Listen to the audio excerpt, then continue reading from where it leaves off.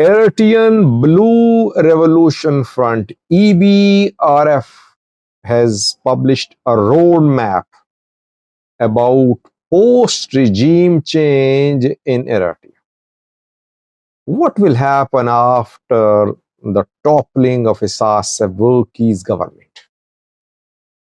And what is this front doing now to work on regime change?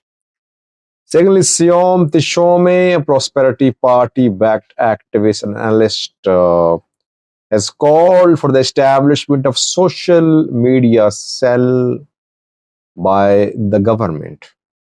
What did he mean? The government, Ethiopian government, had huge social media influence and presence during Tigray war. What happened after that?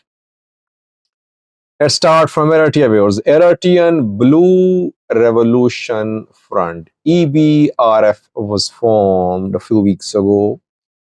EBRF is the group which is working for regime change in Eritrea. It is based in Addis Ababa, Ethiopia. Its headquarters is located in Addis Ababa. It is conducting different activities using Ethiopia as its base.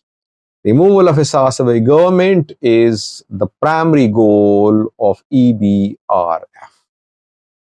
EBRF is basically Brigade Hamidou. Its new name is EBRF, Eritrean Blue Revolution Front. What is EBRF's plan after regime change, if it happened in Eritrea? EBRF has published a roadmap. Firstly, the group says that after the removal of the regime in Eritrea, a transitional, inclusive transitional government will be put in place. And after that, in the second step, a constitutional government will be established, obviously through election or through political process. So two-step post Isaias Afwerki regime change plan has been published by EBRF. EBRF is now starting membership campaign. Volunteers are being registered everywhere in the world. Wherever Eritreans are interested to be part of this change, they are being contacted. They are being registered. These volunteers are being tasked with different type of responsibilities. Some are being tasked with fundraising, others being tasked with membership campaigns. Some are being deployed on diplomatic fronts, and there could be others deployed for military training too. Secondly, the EBRF is working on contacting all political organizations, civil society organizations, groups, countries, individuals who are working, who are willing to work with EBRF for regime change in Eritrea. And EBRF is building alliances with other organizations. EBRF says it will make use of all the strategies, all the means of struggle, whether the means of struggle are political or non-political, they will be adopted. Civil disobedience and other types of strategies could also be used by EBRF. Civil disobedience in Eritrea, not very likely. EBRF has no presence there, but this is one of the points mentioned in the roadmap published by EBRF. I'll do a video in coming days about EBRF's activities in Ethiopia and their likely chances of the success or not. I'm working on that. So far, EBRF is in its initial stage of organization.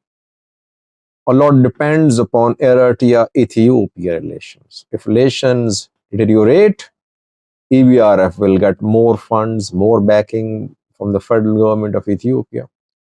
If somehow relations improve between Abiy and Isaias, EBRF will be discarded. You'll see that. EBRF needs to be independent of the Ethiopian federal government. It should organize itself as soon as possible if it wants to bring about change in Eritrea.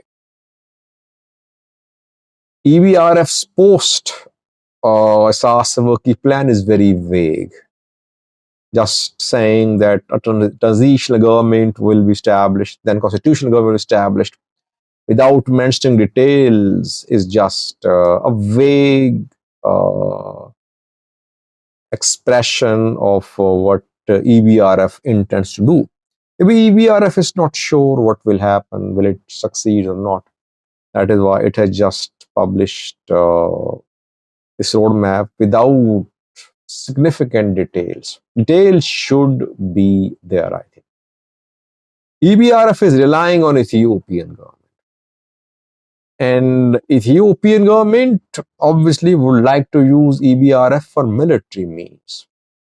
Ethiopian government, especially in case of escalation against Eritrea, would like EBRF to be launched militarily.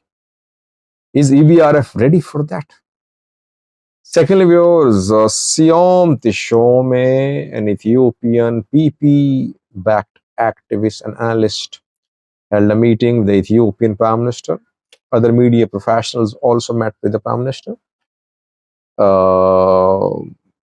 I did a video on that. I told you that an Ethiopian court has been asking police to produce Siom Tishome before the court because President Tadale, a member of parliament in custody, had leveled some accusations against Siom Tishome. Police reported to the court that Siom Tishome could not be found. But the man is there in Addis Ababa having a meeting with the Ethiopian Prime Minister. Siom in his meeting said that there is need for the establishment of Ethiopian government-backed media cells to work in social media. He said opposition narratives are being launched, being propagated. Government narratives are either missing or weak. So there is dire need of the establishment of social media base by the Ethiopian government. Question, viewers, is that during Tigray war, there was very strong presence of pro-Ethiopian government sources and narratives in social media. What happened after that? Well, during Tigray war, the social media policy of the Ethiopian government and narratives were launched by two parties. Amhara activists, who were back then working against TPLF, they were part of the campaign to crush TPLF. Eritrean activists, both were on one page, both were working against TPLF. That is why Ethiopian government had influence in social media, because these Amhara activists and Eritrean activists were propagating Ethiopian government's narratives in social media. But things changed after Pretoria deal, when Amhara activists turned profano anti-Ethiopian government. In 2023, when Ethiopian PM delivered a speech about sea access, Eritrean activists turned against Ethiopia. So now both Eritrean activists, Amhara activists, they're opposing Ethiopian government. They are opposing Ethiopian government's narrative in social media. Siom Tishome is correct. Yes, Ethiopian government's social media presence is very weak, and narratives being launched by the Eritrean government-backed activists and Amhara activists are getting more acceptance and popularity in social media. People like Siom Tishome, others working, they've been working for years now But Siam Dishome's speech could convince the Ethiopian government to start social media cells to launch government narratives. Thank you for watching.